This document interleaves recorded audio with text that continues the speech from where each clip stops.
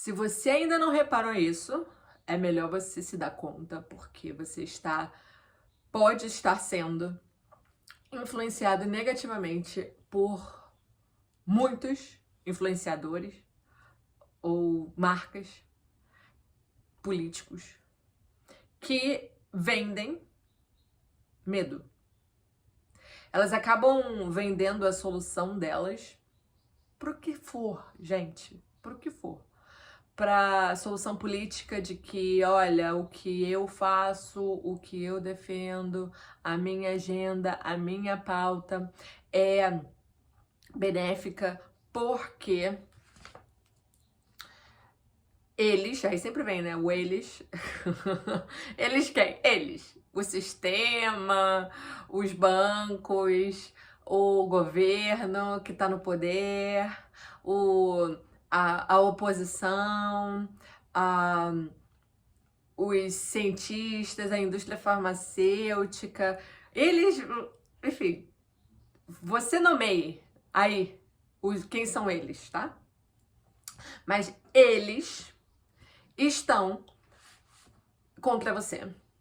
Eles estão fazendo um complô para dominar você, para te escravizar, para ter o seu dinheiro, para que você sirva a eles, só que sem que você saiba disso, tá? Então, eles, seja lá quem for, estão nesse complô. E aí, o que acontece é o seguinte: vem um indivíduo ou uma marca e eles começam a jogar esse tipo de informação, de coisa. Começam a falar um monte de coisa. Se você não entendeu, tá nas entrelinhas. Olha só o que aconteceu aqui. Olha só a declaração de X. Olha só o que tá na música. Olha só isso aqui. Cara, aí essas pessoas acabam fazendo uma lavagem cerebral, incutindo medo na sua mente, no seu coração, na sua alma. Isso, quando vai rompendo os filtros que você tem, né? Primeiro você pensa, caraca, pode escrever. Às vezes vai de imediato naquela sensação, aquele frio na barriga que te consome. Você sente uma urgência de se proteger. Olha aqui, eu não estou dizendo que não existam coisas acontecendo no mundo das quais a gente não precisa se proteger. Financeiras, de saúde, né? De trabalho. Não é sobre isso. Mas é sobre como eu não tô querendo negar que existem coisas na sociedade pelas quais nós devemos nos atentar e nos proteger. O que eu tô querendo dizer aqui é que as pessoas às vezes se aproveitam para vender o medo dessas coisas. E essa urgência, como elas sabem muito bem como comunicar, elas fazem um terrorismo na sua mente, no seu coração, no seu estômago. E acaba que a gente acaba tomando decisões, às vezes em comprar soluções, para sanar um pouco esse medo, né? E às vezes a solução não é necessariamente o produto ou o serviço que a pessoa está vendendo, sabe? Essa aqui é a coisa, é isso que eu tô querendo, assim, discutir aqui. Nossa, meu cabelo não tá legal hoje. É isso que eu tô querendo trazer pra você. Não é os problemas não existem. Às vezes sim, às vezes não, as pessoas exageram no que elas falam. Mas o que eu quero trazer aqui é um tipo de vamos agir ou tomar decisões mais pelo racional do que pelo emocional. Vamos buscar o caminho do meio e não as polaridades. Uma vez em um outro vídeo eu expliquei o quanto a gente costuma meter os pés pelas mãos quando a gente vive nos extremos. É como se fosse um pêndulo. E essa analogia do pêndulo eu peguei de um vídeo que eu assisti da Lucilena Galvão. Ela vai falando de que... E essa analogia ela é totalmente cabível dentro da teoria do caminho do meio do budismo. Existem os extremos e existe um caminho do meio, beleza? E o caminho do meio é justamente esse, o nosso esforço pelo qual deveríamos estar esforçando-nos. Caramba! Nós deveríamos estar nos esforçando. Caramba, não tô sabendo falar essa frase. Eu não vou cortar não, vai ficar assim, porque eu não edito os meus vídeos. Enfim, a gente deve se esforçar para ficar no caminho do meio e não ir para nenhuma extremidade. De novo, aplique isso no contexto que vier à sua cabeça. No contexto financeiro, no contexto emocional, no contexto de relacionamento, no seu trabalho, enfim, tá? Aplique na política, aplique no que você quiser.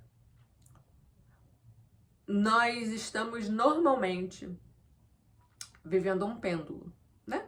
A gente não tá sempre, o tempo inteiro, de um caminho, tipo, muito reto, beleza? Então, existe um pêndulo. E o pêndulo, ele funciona de acordo com a força, né? Para onde ele tá. Se eu tendo a estar em um extremo, em algum momento, esse pêndulo vai para o outro extremo. Beleza? Porém, por causa da força dele. Se eu tô mais aqui no meio, eu continuo variando. Só que essa variação, ela é muito mínima. A força de tração dela, ela é mínima. Então, a minha variação não é tão absurda. Porém, se eu sou uma pessoa que precisa de exageros para ser feliz, se eu preciso beber, estar em festas, de virar noites, assim, essa é uma necessidade para que eu seja feliz, né? Exageros sexuais, exageros de drogas, né? Pra ficar bem, sorrindo. O outro extremo oposto também vai acontecer, que é a depressão, que é a apatia, né? Então a gente fica nesse pêndulo de caramba, aqui e aqui. Porque é isso, vai uma força pro outro. Quando a coisa é um pouco mais monótona, não tão extrema, ela se mantém. Ela tem uma variação mínima, mas ela se mantém aqui. Porém, com poucas variações. Por que eu tô falando isso? Voltando pro medo. Porque quando a gente se entrega e age 100%, assim, eu não tô falando, normalmente as nossas decisões, elas têm um fator de emoção, tá? Isso é já amplamente entendido no mundo da ciência, assim. E eu tô falando isso não porque eu tô tirando as vozes da minha cabeça, mas por coisas que eu leio, podcast que eu estudo de pessoas cientistas, de pessoas que têm como base científica, né, na sua fala. Elas comentam como as decisões têm, sim, fator emocional. Porém, se a gente deixa o medo ser o fator que vai ser a sensação ou o sentimento que vai dominar a decisão, a gente acaba agindo somente de maneira pouco racional. Não estou dizendo aqui que o medo seja uma coisa ruim.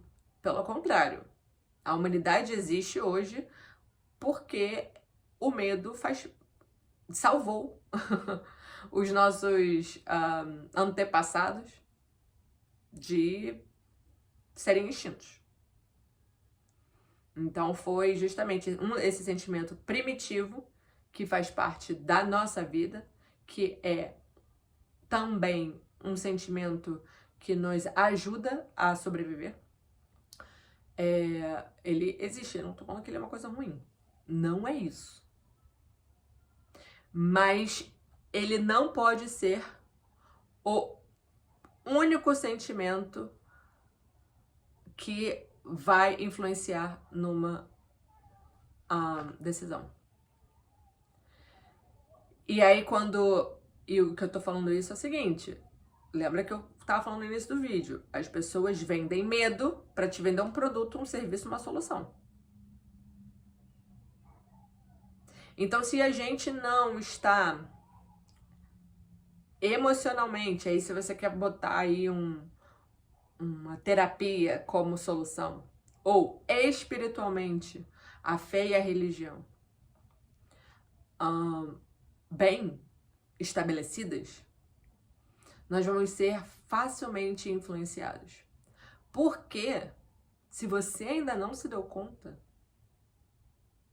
tá todo mundo vendendo medo. Tá todo mundo vendendo solução pro medo que elas estão colocando como prioridade, pela qual você deveria se atentar.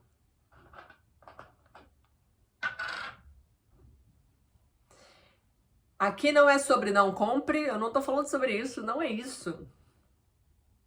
Mas é sobre atenção. Se você não está com a sua vida espiritual ou a sua vida psicológica, emocional, mental, sua saúde mental em dia, as chances de você cair nas armadilhas da venda, desse sequestro psicológico vão ser muito grandes. Aí a gente acaba, entrando num looping ali que eu fico assustada. Como as pessoas estão dependendo de algum tipo de medicamento para estar bem. E eu não tô falando que não pode, porque se elas estão tomando é porque elas precisam. Mas me parece assustadora a quantidade de pessoas que estão dependentes disso. Para dormir, para poder sair de casa, enfim. E eu passei por... Tem um vídeo aqui que fala sobre um momento que eu tive depressão e ansiedade muito forte.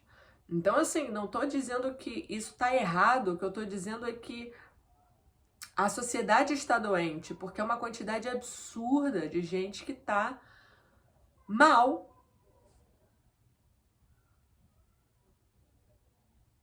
E como que a gente pode estar bem? Porque é sobre isso que eu quero falar. Eu não quero falar sobre o medo. Eu não quero estar com medo. É muito ruim estar com medo.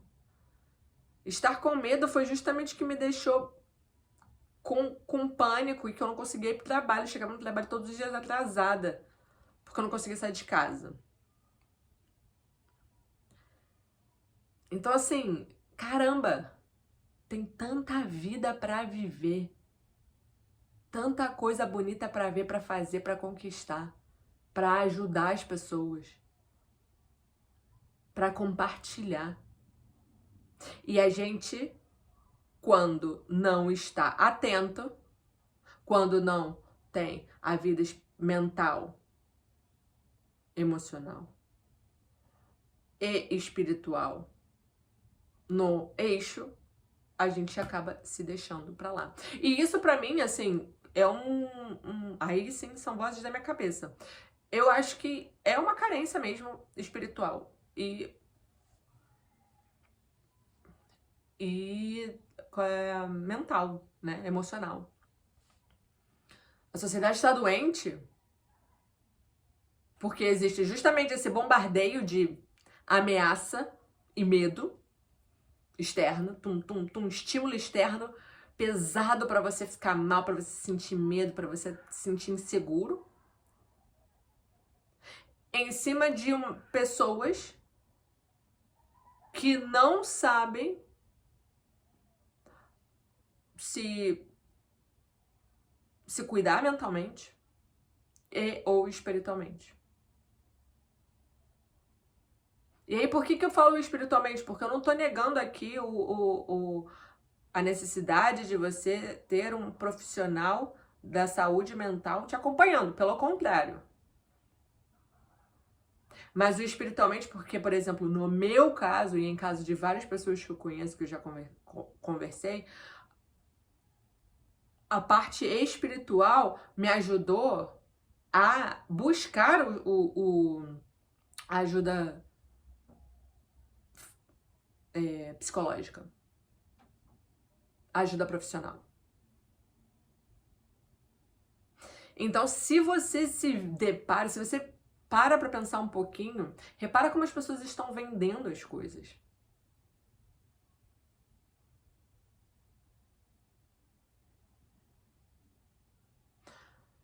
E se elas vendem o medo... E, de novo, assim, é marketing, tá?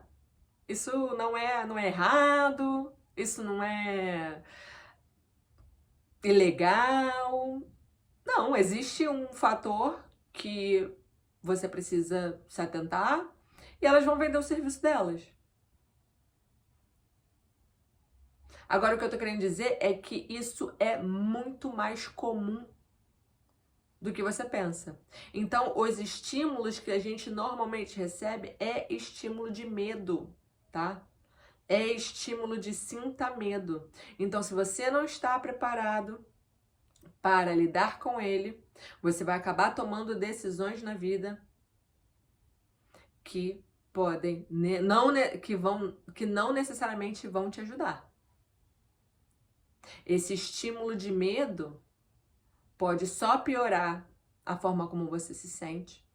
E se você não tá muito bem embasado, isso aqui eu tô repetindo 20 mil vezes, e espiritualmente, e psicologicamente, e emocionalmente, a coisa vai desandar. Porque o pêndulo é aqui, ó, enquanto a gente quer estar variando muito pouco.